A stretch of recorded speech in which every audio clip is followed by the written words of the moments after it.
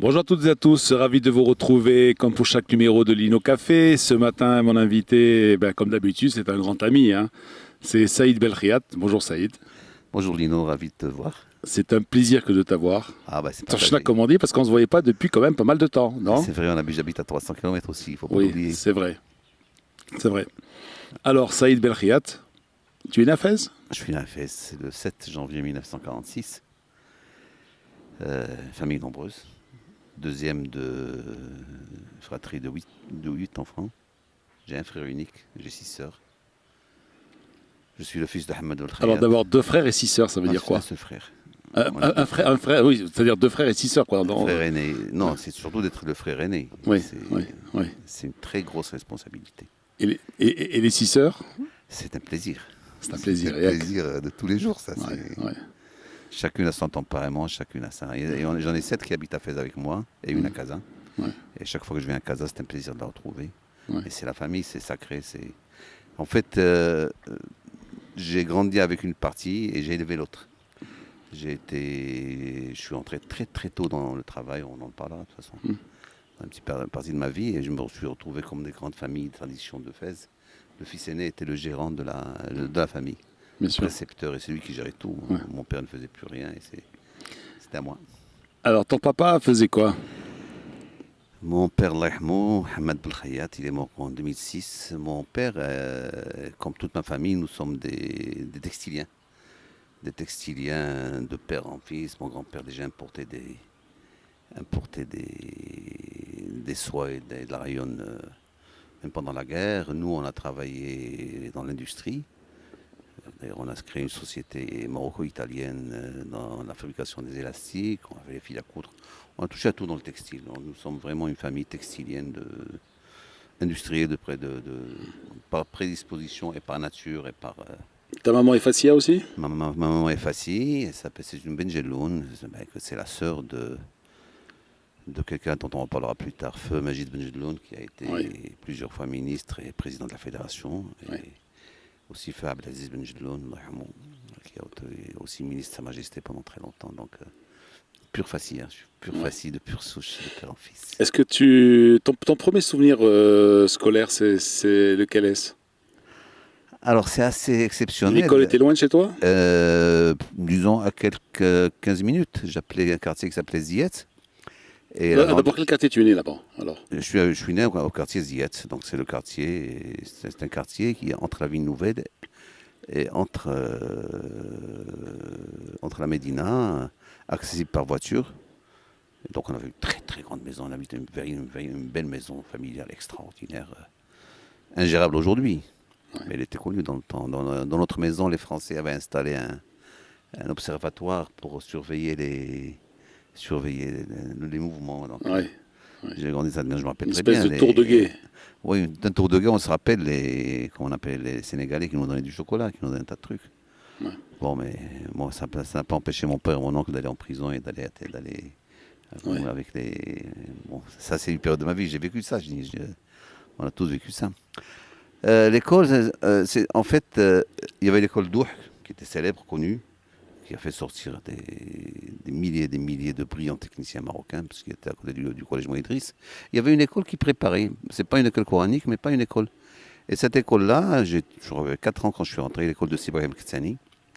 Je me rappelle, parce qu'à l'époque, nos parents, il y avait 2 rendez-vous traditionnels. C'était le printemps à Sidi Hazm et l'hiver Moulay Yacoub. Et les parents ne connaissaient pas d'école. Hein. L'école, tu peux aller là. Et on partait de Nzaha. On a dit Nzaha. Ouais. C'est la famille qui partait passer 15 jours à Sidi Hazm pendant 15 jours. Et je me rappelle, en revenant, je me suis bien fait pris des coups par le directeur parce que je me suis absenté une semaine ou deux. Ça, c'est le mauvais souvenir de l'école. Ouais. Et par la Le suite, directeur, tu te souviens de son nom?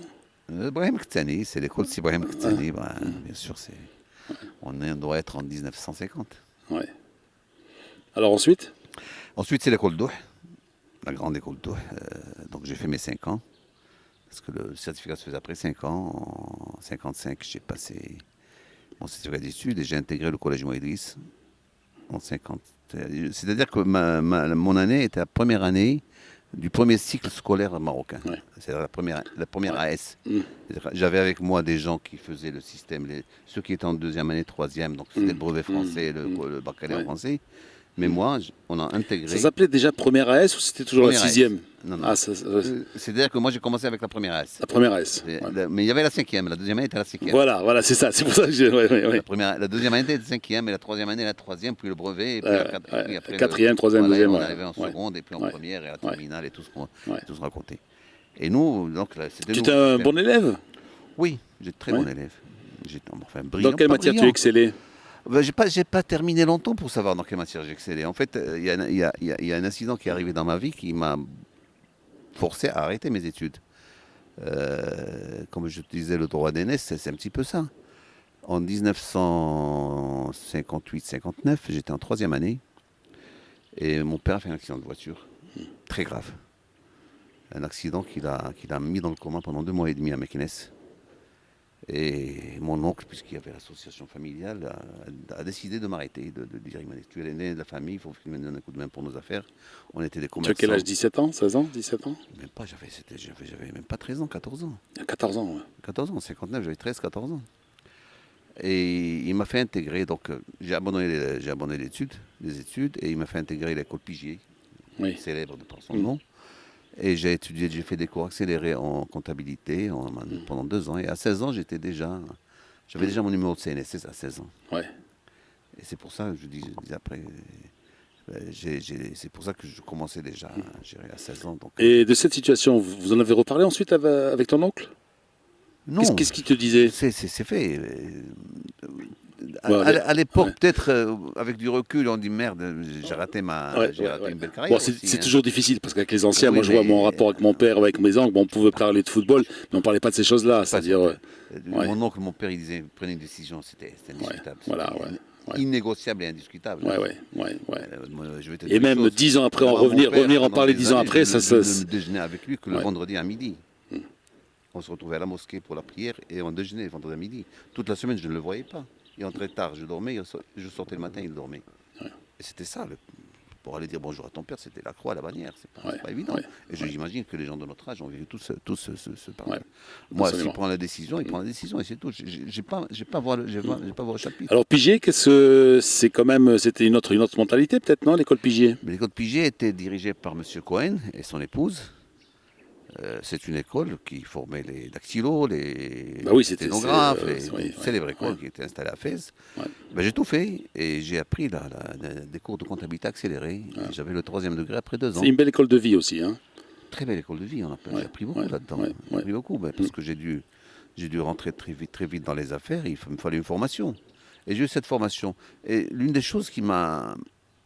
Tu sais, on est jeune et on est attiré par... arriver vite, quelque part. Je ne dirais pas que j'ai fait ça, que j'ai accepté malgré moi. Il y a toujours un peu de fierté là-dedans. Ouais. Il faut dire la vérité. Bon, avec du recul, bien sûr, on regrette. Mais bon, ça ne sert à rien de regretter. C'est fait, c'est le destin. Chacun son destin. Moi, je suis heureux que mon père soit revenu et que je l'ai revu et qu'il m'a vu travailler. Ouais. C'est un petit peu ça aussi ma fierté. Ouais, Donc, ça n'a pas de prix, ça. mon père est des années, presque 40 ans après. Hein, Ouais. Donc on est resté ensemble et je suis devenu son bras droit, son homme à tout faire. Voilà. Ouais. Et je suis l'aîné de la famille, respecté de mes sœurs, respecté de ma famille. En fait, c'est un petit peu dans la série que dans la série les diplômes parfois ne sont pas Ben, c'est nécessaires. ce qu'il me disait, parce qu'il me disait, écoutez, regardez, la grande famille, c'est petit, ses diplômes, il est docteur en truc, il travaille avec son père dans l'industrie, regarde celui-là, il était colonel, il sort, il vient avec son père. C'est les grandes familles, c'était ça. Les gens prenaient des diplômes, mais revenaient dans l'industrie avec leurs parents. Il n'y avait pas beaucoup de familles industrielles à l'époque. Ouais. Mais moi, Lino, c'est connu dans les affaires. Ah, tu c'est sûr, étais quand bien même sûr.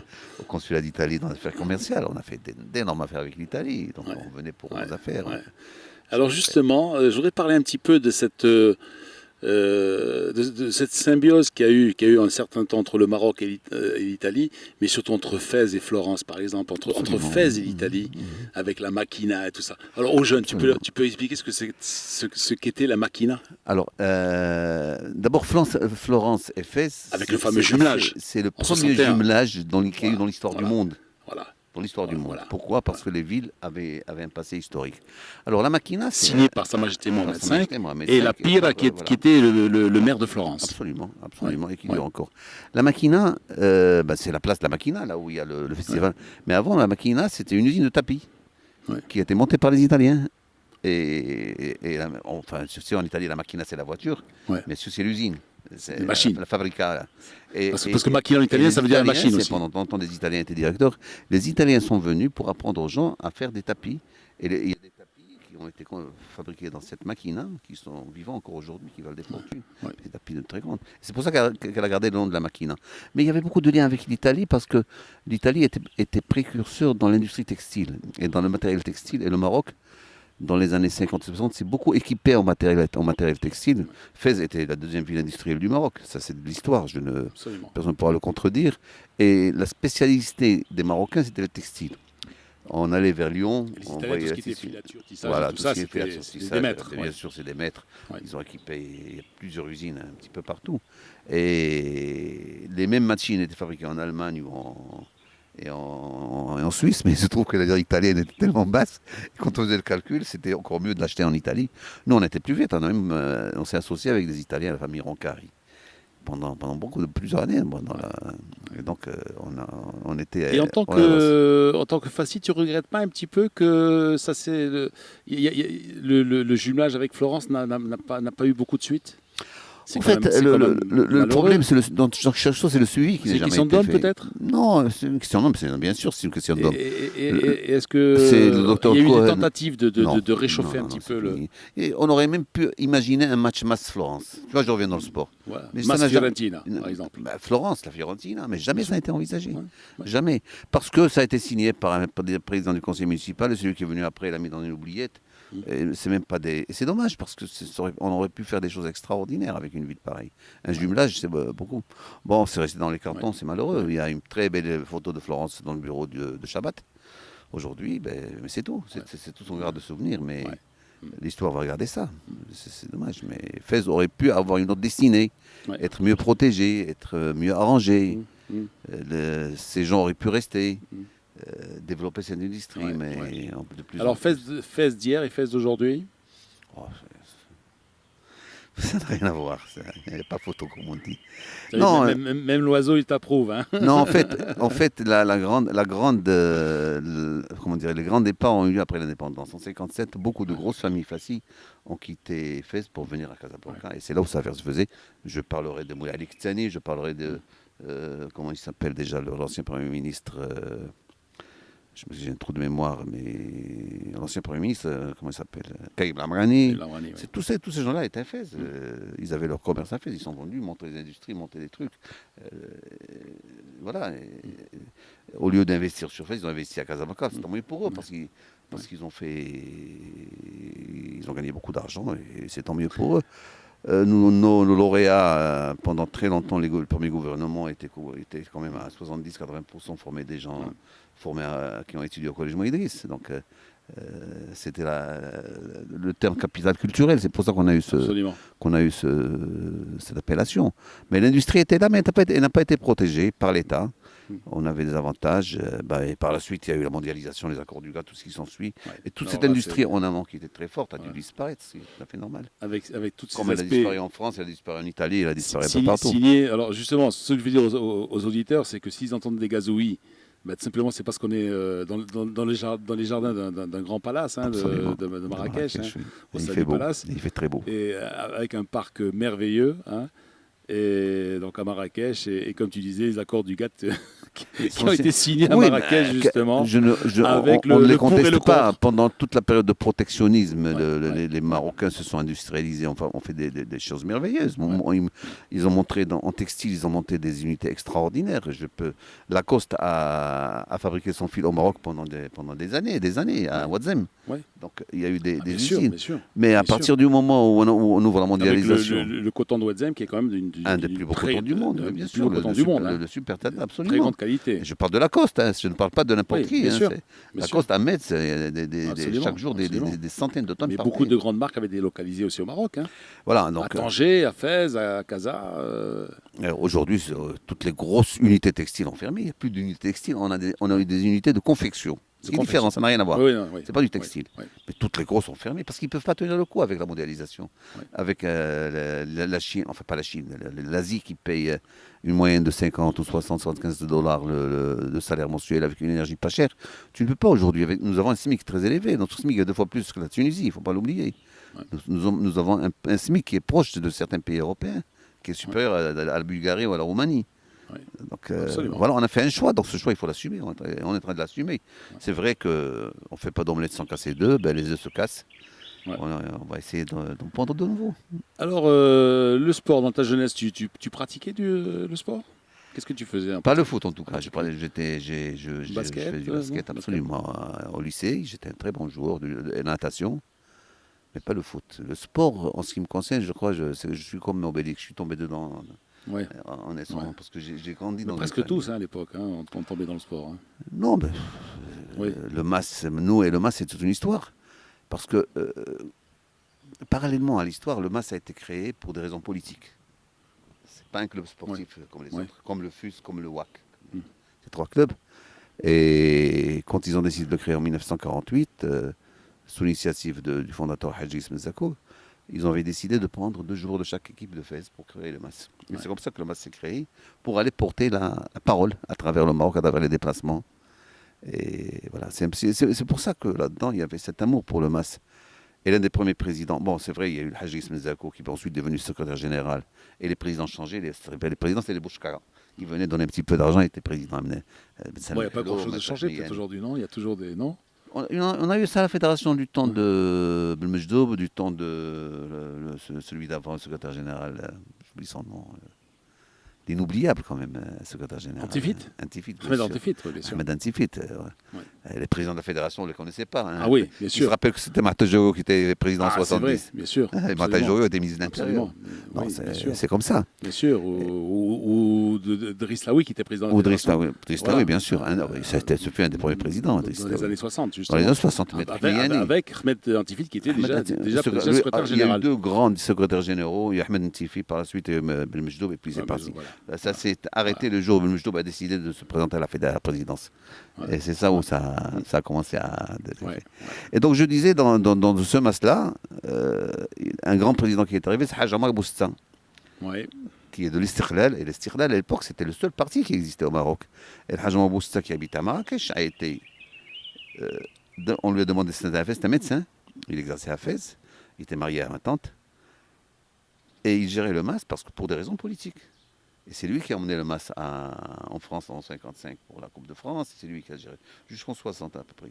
Et c'est pour ça qu'on se retrouvait. Le MAS a disputé aussi la Coupe de France. Hein. Oui, c'est pour ça qu'on se retrouvait tous autour de ce club, parce que ma famille y était. Mon père a été trésorier, mon oncle a été secrétaire général, mon oncle maternel a été président. Donc quelque part, tous les tu dimanches, as été président. Ça c'est pas accident, ça. J'ai été par accident. Parce on en parlera après. Quand je vois les présidents qui sont passés avant moi, je suis un minus à côté. C'est Ahmed Ahmiyani qui a été ministre de l'Intérieur, Jean-Marc Boustad qui a été par la suite ministre de la Jeunesse et Sport, président de la Fédération. Il y a eu Simajid Benjeloun qui a été aussi président de la Fédération pendant longtemps. On a eu quand même de très très très grosses pointures quand même en masse. Ouais. Alors, tu dis que tu joues au basket. J'ai joué au basket, oui. Au basket au lycée. Ouais. Quand il y avait les jeux scolaires, et quand les jeux scolaires attiraient 5000 spectateurs dans les... C'est vrai, quand il y avait justement, il y avait des 5-6 000 spectateurs. 5 000 pour les jeux scolaires, oui. Lorsqu'il y avait les éliminatoires d'athlétisme, par exemple, ça se déroulait sur des journées entières. On avait une piscine olympique à Fès avec 8 mètres, avec un plongeoir à 4 étages. Ouais. Et je plongeais du 4e étage et je nageais, on faisait des bons chronos, je nageais bien. Avec des installations. Alors écoute Saïd, on va s'accorder une petite pause, une première gorgée de café. On va écouter un petit peu de musique, on se retrouve tout de suite après. À ta disposition.